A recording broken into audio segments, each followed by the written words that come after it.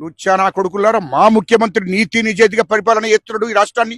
ఈ రాష్ట్ర ప్రజల కోసం రాష్ట్రానికి 7 లక్షల కోట్లు అప్పు చేసి, కేసీఆర్ కుటుంబం 7 లక్షల కోట్లు అప్పు చేసి అందులో 3 లక్షల కోట్లు దోషేసిర్రు. మీరు రాష్ట్ర ప్రజలను మొత్తం రక్తం దాగినరు. రాష్ట్ర ప్రభుత్వ ఖజానాలో రూపాయి లేకుండా వేసిపోయినరు.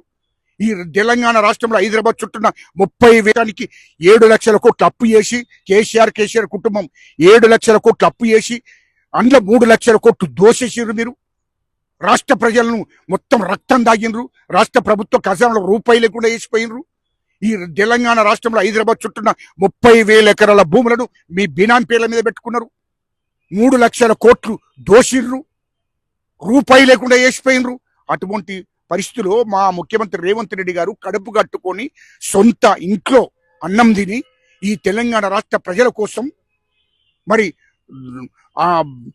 డబ్బులు సమీకరించి ఈ ప్రజల కోసం స్కీములు అమలు చేస్తూ కష్టపడి ఇయ్యలో ఆర్థిక వనరులన్నీ సమకూర్చుకొని తెలంగాణ రాష్ట్ర ప్రజలకు ఇచ్చిన మాట నిలబెట్టుకోవాలని చెప్పి స్కీములన్నీ అమలు చేస్తూ ముందుకు పోతున్నాడు.